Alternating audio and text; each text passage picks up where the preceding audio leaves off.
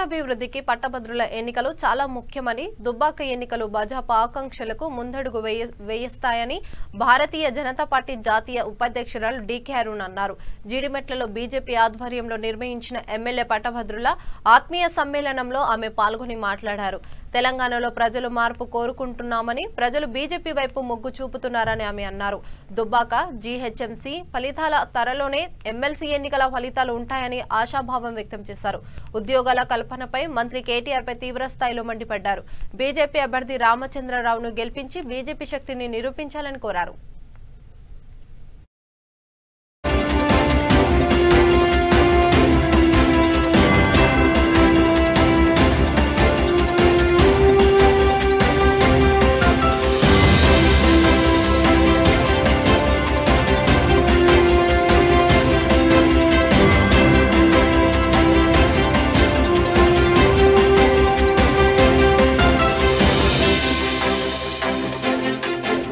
Graduate MLC ఎన్నికల సందర్భంగా కుత్బుల్లాపూర్ నియోజకవర్గంలో ఈరోజు ఏర్పాటు చేసినటువంటి ఆత్మీయ సమ్మేళనంలో మరి చాలా పెద్ద ఎత్తున పాల్గొన్నటువంటి గ్రాడ్యుయేట్లందరికీ కూడా మరి నేను కోరుతా ఉన్నది, ఈరోజు తెలంగాణ రాష్ట్రం అంతా కూడా తెలంగాణ ప్రజలు ఏ ఆకాంక్షతో తెలంగాణ సాధించుకున్నారో ఈరోజు ఆ లక్ష్యం నెరవేరకుండా ఈరోజు గ్రాడ్యుయేట్ ఎమ్మెల్సీ ఎన్నికల్లో మళ్ళొకసారి టీఆర్ఎస్ పార్టీ అనేక అబద్ధాలు చెప్తూ నిరుద్యోగులను మోసం చేస్తూ ఉద్యోగులను గ్రాడ్యుయేట్లు అందరూ కూడా నేను కోరుతా ఉన్నా, మీ అందరు విద్యావంతులు, మేధావులు, ఉద్యోగులు, నిరుద్యోగులు ప్రతి ఒక్కరు కూడా తెలంగాణ రాష్ట్రం ఏర్పాటైతే మన భవిష్యత్తు చాలా బ్రహ్మాండంగా ఉంటుంది. ఆంధ్ర పాలకుల చేతిలో మాకంతా చాలా నష్టం జరిగింది.